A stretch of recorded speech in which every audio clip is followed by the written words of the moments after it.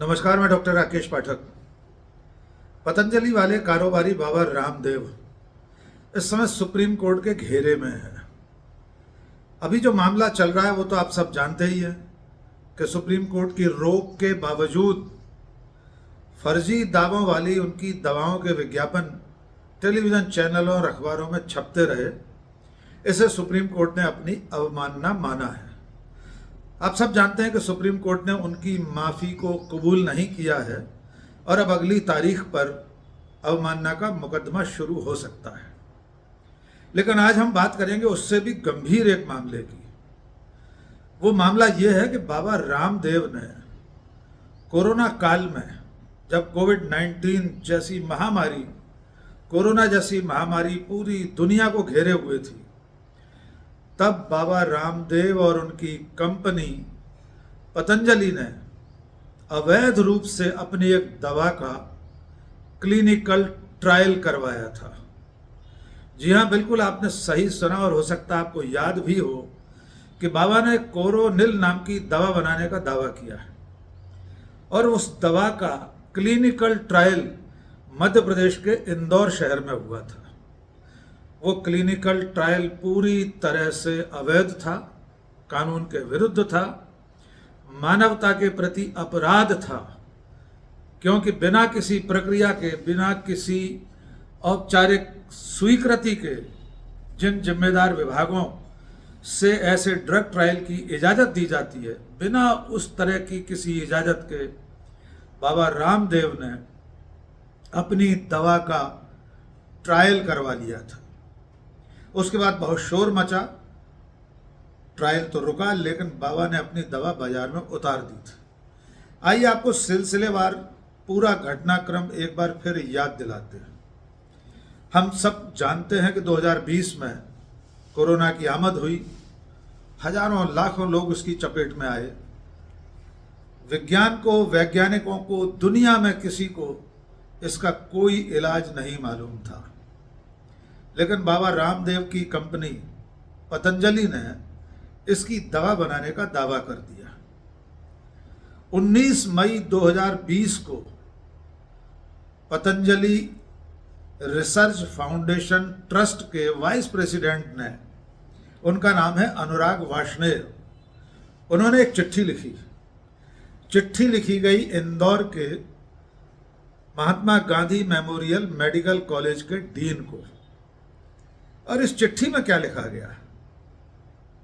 पतंजलि के इस संस्थान ने डीन को लिखी चिट्ठी में कहा कि हमारी कंपनी ने, हमारे रिसर्च इंस्टीट्यूट ने, पतंजलि रिसर्च इंस्टीट्यूट ने प्राचीन विद्या, प्राचीन आयुर्वेद के ज्ञान के आधार कोरोना की एक दवा बना ली है और इस दवा का क्लिनिकल ट्रायल करने की अनुमति दी जाए, यानी मरीजों को ये दवा खिलाकर इसका परीक्षण करने की इजाज़त इस चिट्ठी में मांगी गई।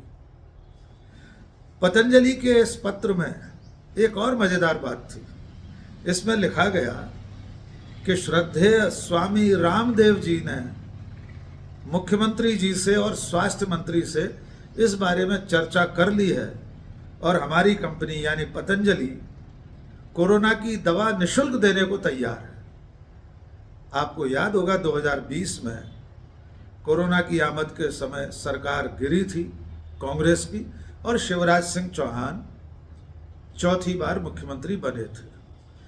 यानी पतंजलि रिसर्च फाउंडेशन ट्रस्ट के वाइस प्रेसिडेंट कह रहे हैं इस चिट्ठी में, क्लिनिकल ट्रायल की इजाज़त मांगते समय वे ये बता रहे हैं कि स्वामी रामदेव की चर्चा मुख्यमंत्री जी से हो चुकी है, स्वास्थ्य मंत्री से हो चुकी है, वे दवा निःशुल्क देने को तैयार हैं, लेकिन उससे पहले इस दवा के क्लिनिकल ट्रायल की हमें अनुमति दी जाए।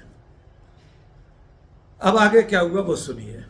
19 मई 2020 को पतंजलि की इस चिट्ठी पर इंदौर के तत्कालीन कलेक्टर मनीष सिंह ने 48 घंटे के भीतर इस क्लिनिकल ट्रायल की इजाज़त दे दी और बाबा रामदेव की कंपनी ने इंदौर के MGM मेडिकल कॉलेज के अंतर्गत आने वाले MY अस्पताल, महाराजा यशवंतराव अस्पताल में मरीजों को ये दवा खिलाना शुरू कर दी।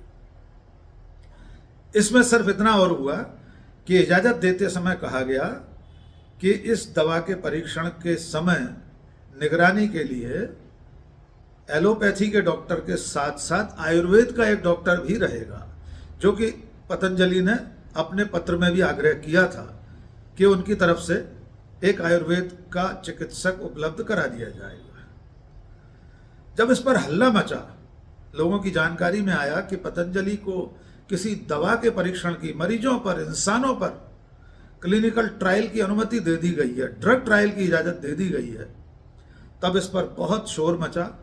मैंने खुद उस वक्त सोशल मीडिया पर फेसबुक लाइव के जरिए इस मुद्दे को देश के सामने रखा था। जब बहुत शोर मचा तो इसकी प्रक्रिया रोक दी गई। कुछ मरीजों पर इसका परीक्षण हुआ, लेकिन कोई कार्रवाई नहीं हुई, क्योंकि इसमें जितनी नियम विरुद्ध कार्रवाई हुई थी, उस कारण से कलेक्टर से लेकर जिम्मेदार अधिकारियों पर कानूनी कार्रवाई होना चाहिए थी। अब इस ड्रग ट्रायल में क्या क्या अनियमितता थी, उसके बारे में जान लेते हैं। सबसे पहली बात तो यह है कि इस देश में और दुनिया में कहीं भी किसी भी दवा का इंसानों के ऊपर, मनुष्य के ऊपर, किसी भी मरीज के ऊपर सीधे परीक्षण नहीं किया जा सकता। उसकी एक निर्धारित प्रक्रिया है। वो प्रक्रिया क्या है? सरकारी प्रक्रिया और वैज्ञानिक प्रक्रिया, दोनों आपको बताएंगे। सबसे पहली बात तो यह है, कोई भी दवा जब वैज्ञानिक बनाते हैं तो उसका परीक्षण पहले इंसानों से पहले लैब में होता है। लैब में जानवरों पर उसका प्रयोग किया जाता है। आमतौर पर गिनी पिग जो होते हैं उन पर इस दवा का परीक्षण होता है। अब गिनी पिग क्या होता है? आमतौर पर हम सब ये समझते हैं कि अफ्रीका में पाए जाने वाला कोई छोटा सा जंतु है जिसे गिनी पिग कहते हैं, लेकिन असल में ये दक्षिण अफ्रीका में बहुतायत से पाया जाता है। 17वीं शताब्दी में वैज्ञानिकों ने इस पर दवाओं के प्रयोग करना शुरू किए थे। 20 से 25 सेंटीमीटर का बहुत छोटे से आकार का यह जीव है। कालांतर में जब और दवाओं के वैज्ञानिक परीक्षण शुरू हुए, वैज्ञानिकों ने तमाम सारी दवाएं परीक्षण के बाद ही बनाई हैं, तो अन्य जीव जंतुओं पर, जैसे चूहों पर, बंदरों पर प्रयोग किए जाने लगे। और आम बोलचाल की भाषा में किसी भी दवा का जब परीक्षण होता है, जिस जानवर पर, जिस जीव जंतु पर उसका परीक्षण किया जाता है, आम बोलचाल की भाषा में उसे गिनी पिग ही कहते हैं।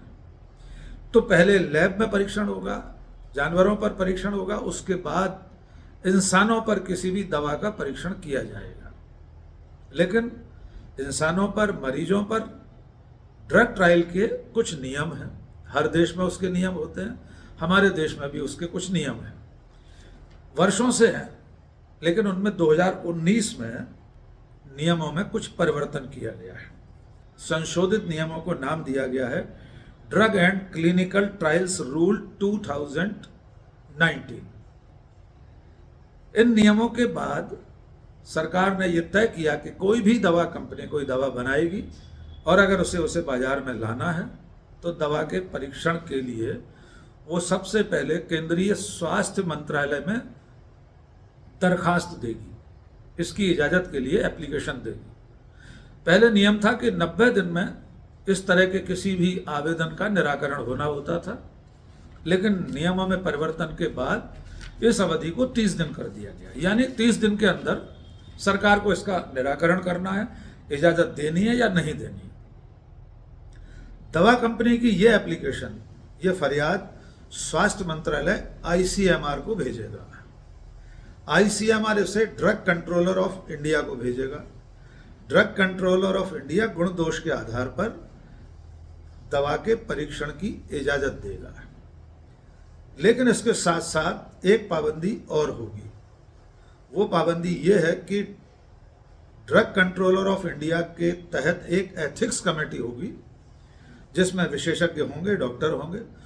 वो किसी भी दवा के ट्रायल की निगरानी करेगी, उसकी निगरानी में ही यह ड्रग ट्रायल होगा।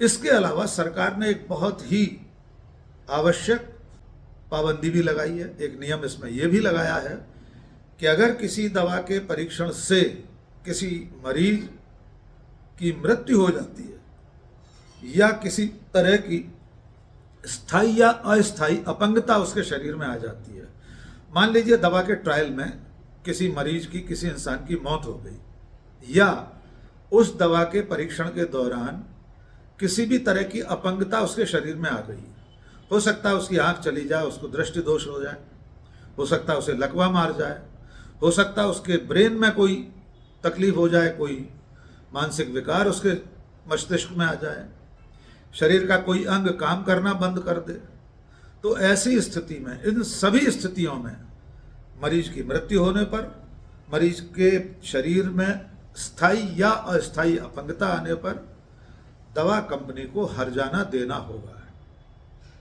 अगर मृत्यु होती है तो बड़ा जुर्माना देना है, अपंगता होती है, कोई बीमारी उसके शरीर में आ जाती है, तो दवा कंपनी की जिम्मेदारी है कि उस मरीज का इलाज करवाएगी और इलाज के साथ साथ जुर्माना भी मरीज के परिजनों को देगी। मृत्यु हो जाने पर उसके परिजनों को हर्जाना दिया जाएगा, अपंगता होने पर उसका इलाज कराया जाएगा और हर्जाना भी भरना पड़ेगा।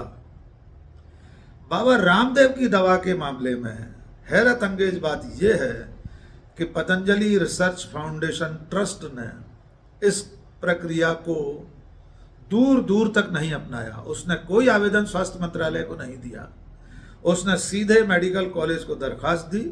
मेडिकल कॉलेज ने कलेक्टर के निर्देश पर, तत्कालीन कलेक्टर मनीष सिंह के निर्देश पर यह इजाज़त दे दी। इसके अलावा ड्रग ट्रायल की जो इजाज़त देना है उसमें यह शर्त भी है कि जिस मरीज पर इसका ट्रायल किया जा रहा है, दवा जिस मरीज को परीक्षण के लिए दी जा रही है, उस मरीज और उसके परिजनों को इसके सारे गुण दोष बताने पड़ेंगे, इसके नफ़ा नुकसान बताने होंगे।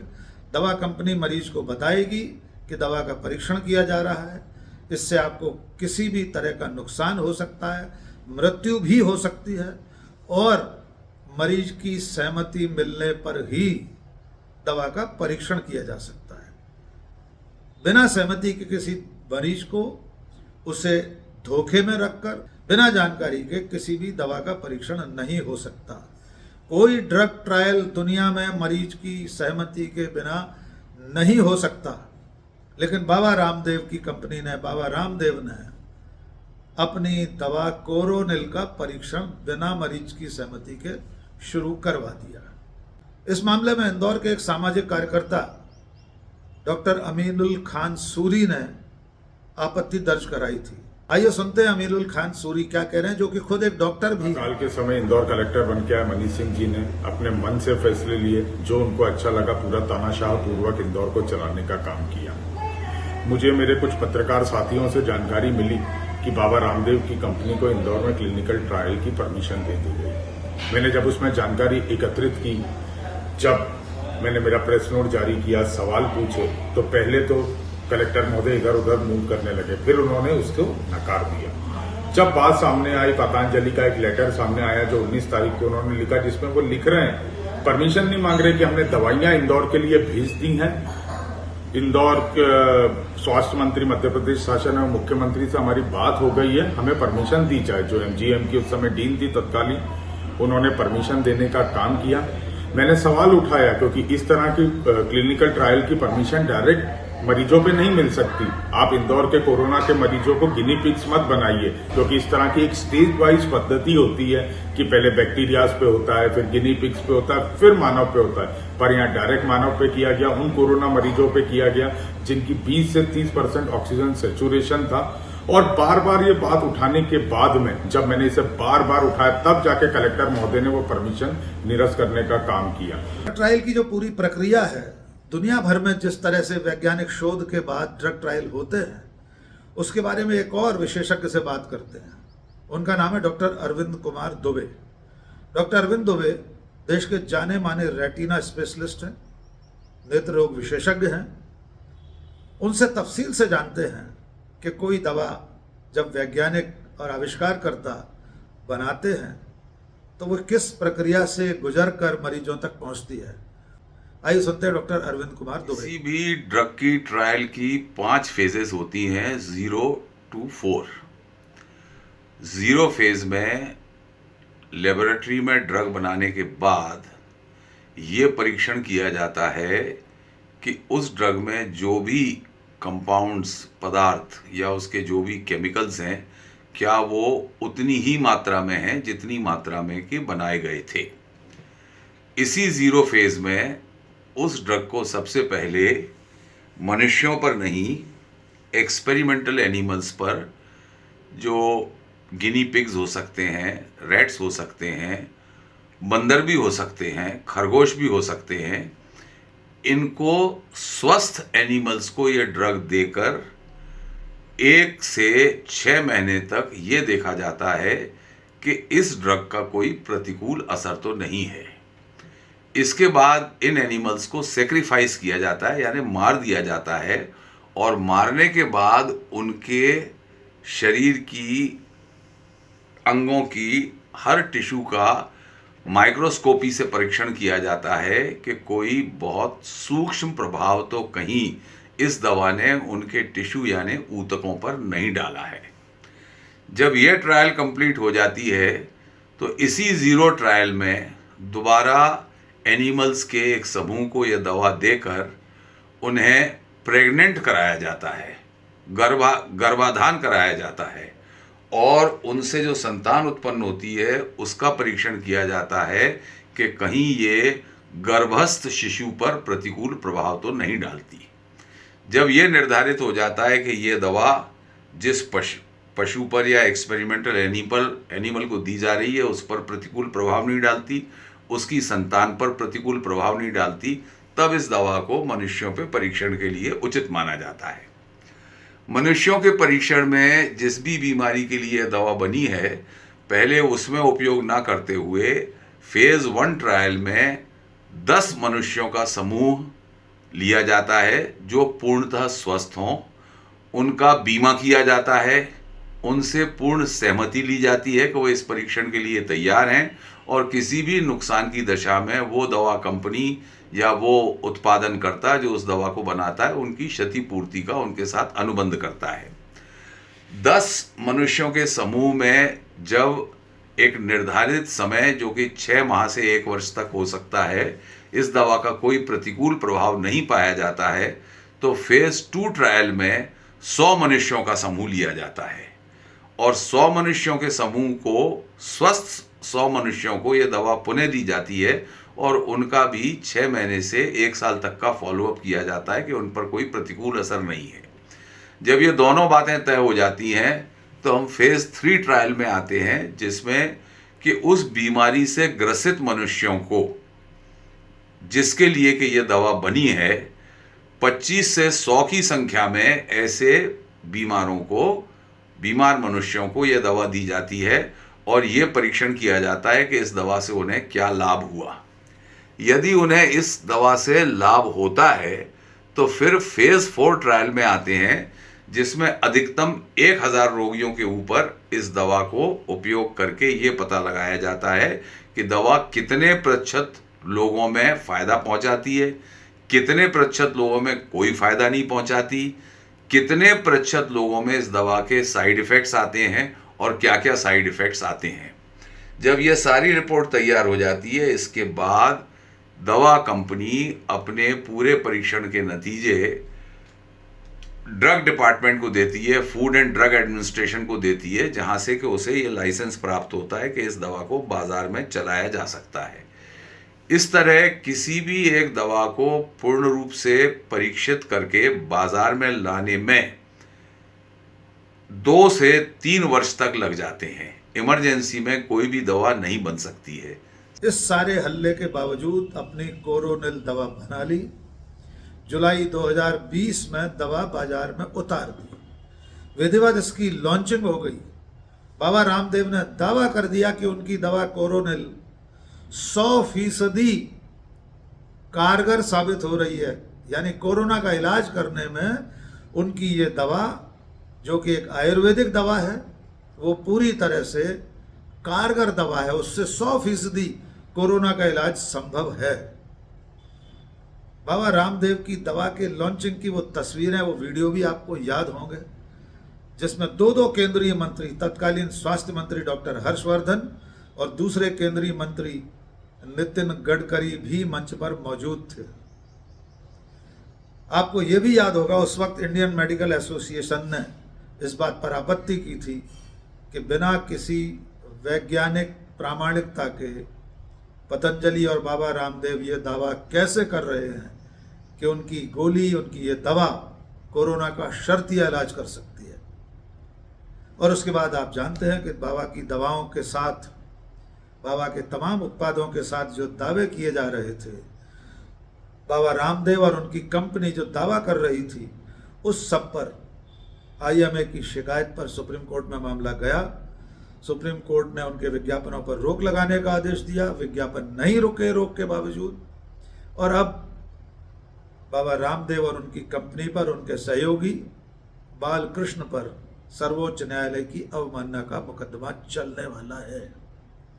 लेकिन उससे ज्यादा गंभीर बात यह है कि बाबा रामदेव और उनकी कंपनी ने इंसानों की जिंदगी के साथ खिलवाड़ करते हुए, बिना किसी प्रक्रिया के, बिना इजाजत के, बिना मरीजों की सहमति के अपनी दवा का परीक्षण किया, अपनी दवा का क्लिनिकल ट्रायल किया। ये अपराध है। हमें देखना होगा कि ये मामला कब अदालत की दहलीज तक पहुंचता है। अब भी इस मामले में अगर कोई व्यक्ति सुप्रीम कोर्ट जाए तो बाबा रामदेव और उनकी कंपनी पर गंभीर धाराओं में मुकदमा चल सकता है, क्योंकि ये मामला सिर्फ विज्ञापनों का नहीं है, सिर्फ झूठे दावों का नहीं है, बल्कि लोगों की जिंदगी से खिलवाड़ करने का है। और इसमें जितने लोग लिप्त हैं, जिन लोगों ने वो दवा बनाई, जिन लोगों ने दवा बनाने के लिए अनुमति मांगी, जिन्होंने अनुमति दी, वे सारे लोग, अधिकारी, मंत्री और सरकार, सब इसमें शामिल माने जाने चाहिए। देखना होगा ये मामला कब अदालत की दहलीज तक पहुंचता है। आज के इस वीडियो में बस इतना ही। बहुत बहुत शुक्रिया। जय हिंद।